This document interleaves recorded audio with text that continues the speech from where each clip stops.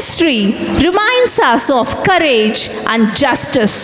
Now it is the time to watch one of the most powerful stories in Tamil literature. Silappathigaram tells the story of Kannagi, symbol of courage, love and justice.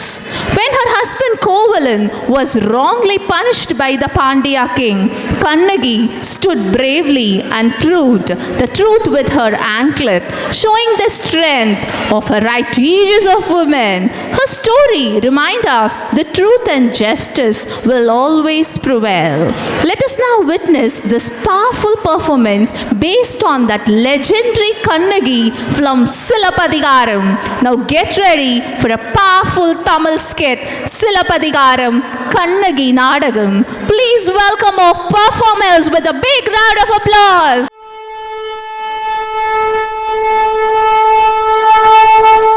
ராஜாதிராஜ ராஜமார்த்தாண்ட ராஜீர நீதி வருவான் நெடுஞ்செழிய பாண்டிய மன்னன் வருகிறார் வருகிறார் வருகிறார். கண்ணகி மிகவும் ஆவேசமாக வருகிறாள். காவலர்கள் கண்ணகியை தடுத்த போது கண்ணகி ஆவேசத்துடன் அரசவைக்குள் செல்கிறாள். அரசர் கண்ணகியை பார்த்து, அரண்மனை காவலர்களை மீறி ஆவேச கோலத்தில் உள்ளே நுழையும் நீ யார்? புறாவுக்கு உடல் தந்து புகழ் பெற்ற மன்னவனின் வரலாற்றை தேர்காலில் மகனை இட்டு நியாயம் காத்த மனுநீதி சோழனின் பெருங்கதையை நீதியின் இலக்கணமாய் பெற்று பெருமை கொண்ட திருமாவளவன் கரிகால சோழனின் பூம்புகாரே எனது ஊர். பெரும் வணிகன் மாசாத்துவனின் மருமகள். என் பெயர் கண்ணகி. உன் முறையீடு என்னவோ? முத்து விளைகின்ற 3 கடல் சூழ்ந்திருக்கும் தென்னகத்தில் மூவரசு கொட்டி முச்சங்கம் வளர்த்து முக்கொடியின் நிழலிலே முத்தமிழை காப்பாற்றும் மூவேந்தர் பரம்பரையின் பெருமிதனை மூலியாக்க முடிப்புனைந்த மன்னவனே, எனது முறையீட்டை கேட்பதற்கு முன் நான் யார் என்பதை முழுவதும் தெரிந்து கொள்க. நீ யார்? கண்ணகி, கையில் தனி சிலம்புடன் வந்திருக்கும் கண்ணகி. நீதி வலுவா நெடுஞ்செழிய பாண்டியனை துணிந்து இகழ்ந்துரைக்க வந்திருக்கும் கண்ணகி. என்ன? பாண்டிய மன்னா, ரோமாபுரியின் கொழு மண்டபத்திலே உனது தூதுவர்கள் இருக்கிறார்கள்.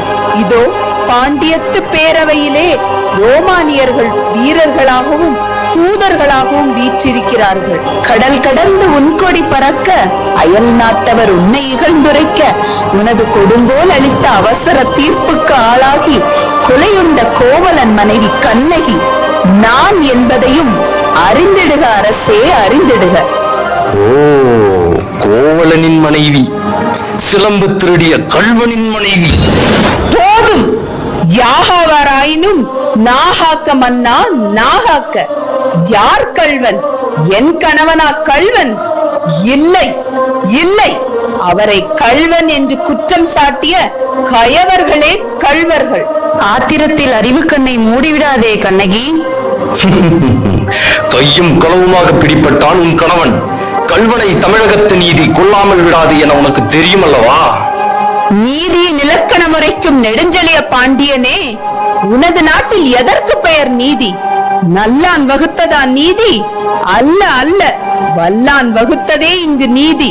அதனால் தான் நான் வணங்குகின்ற தெய்வத்தை, எனது வாழ்வு கருவூலத்தை சாவு படுகுழியில் தள்ளிவிட்டீர்களே அரசே, சாவு படுகுழியில் தள்ளிவிட்டீர்கள்.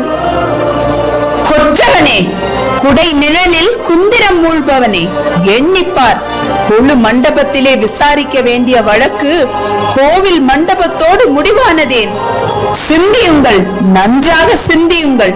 குற்றம் சாட்டப்பட்டவரின் மறுப்புகளுக்கு மதிப்பு தராமல் கொலைவாளின் வேலை அவ்வளவு அவசரமாக நடைபெற்றதேன். இதற்கு பேரா நேர்மை? இதற்கு பேரா நீதி? இதற்கு பேரா நியாயம்? இதற்கு பேரா அரசு? உமக்கு பேரா அறம் காக்கும் மன்னன்? என்ன கண்ணகி, உனது கணவன் கையில் இருந்தது கோப்பெருந்தேவியின் சிலம்பு. கோப்பெருந்தேவியாரின் சிலம்பு அல்ல, கோவலன் தேவியார் என்னுடைய சிலம்பு. நம்ப முடியாது என்னால். நீ யார் நம்புவதற்கு?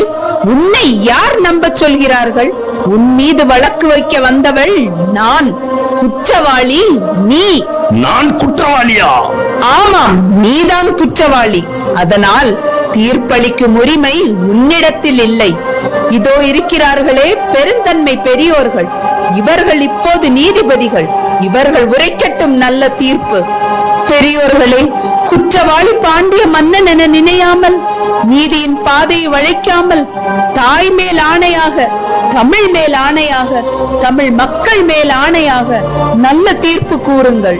கோப்பெரும் தேவியாரின் சிலம்பை கோவலன் திருடினார் என்பது குற்றச்சாட்டு. அதற்காக மரண தண்டனை. அது ஆராயாமல் அளித்த தீர்ப்பு. அதற்கு மன்னன் தான் பொறுப்பு. இது என் வழக்கு. அதற்கு என்னம்மா ஆதாரம்? ஆதாரம் இதோ என் மற்றொரு சிலம்பு. இதற்கு இணையான மற்றொரு சிலம்பை தான் என் கணவர் விற்க வந்தார்.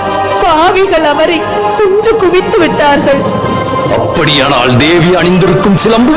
அதில் ஒன்று என்னுடையது. அதற்கு அடையாளம்? அடையாளம் வேண்டுமா? 1000 கேள்வி கேட்டு உன்னை குற்றமற்றவர் என நிரூபிக்க துடிக்கிறாயா? இதே போல் என் கணவரிடம் ஒரு கேள்வியாவது கேட்டிருந்தால் நீதி வழுவா நெடுஞ்செழியன் என்ற பெயரும் உனக்கு நிலைத்திருக்குமே, என் கணவரின் உயிரும் தங்கி இருக்குமே. அம்மா, தேவி அணிந்திருக்கும் ஒரு சிலம்பு உன்னுடையது என்பதை நிரூபித்து காட்டுவாயா? மெய்ப்பித்து என்ன பயன்? இறந்து போன என் கணவரை எழுப்பி தருவீர்களா? முடியாது உங்களால், முடியவே முடியாது உங்களால். மதுரை பாண்டியா, உனது மனைவியின் பழைய சிலம்பிலே உள்ள பரல்கள் முத்துக்களா மாணிக்கங்களா? முத்துக்கள், அதுவும் பொற்கை முத்துக்கள். என்னுடைய சிலம்பிலே உள்ளவை மாணிக்க பரல்கள். ஓ, அப்படியா? எங்கே பார்க்கலாம்? தேவி, இப்படி கொடு. இதோ பார். பார்த்தாயா முத்துக்களை? அடுத்த சிலம்பு. மாணிக்கங்கள். மாணிக்கங்கள் அல்ல, இரத்த துளிகள். தர்மத்தின் கண்கள் வடிக்கின்ற இரத்த துளிகள். பாண்டியா, உனக்கு இன்னும் சந்தேகம் இருந்தால் இதோ என்னுடைய மற்றொரு சிலம்பு. மாணிக்கங்கள். அமைச்சர்களே, அறம் கூறும் சான்றோர்களே, இதற்கு என்ன பதில்? தலை தொங்கி விட்டதா? நீதி கவிழ்ந்து விட்டதா? வாய் அடைந்து விட்டதா? நெடுஞ்செழிய பாண்டியனின் அறம் மரம் திறன் அத்தனையும் மண்ணோடு மண்ணாக கலந்து விட்டதா? ஐயோ, ஏன் இந்த வாட்டம்? தமிழகம் சிரிக்கிறது பாண்டியா.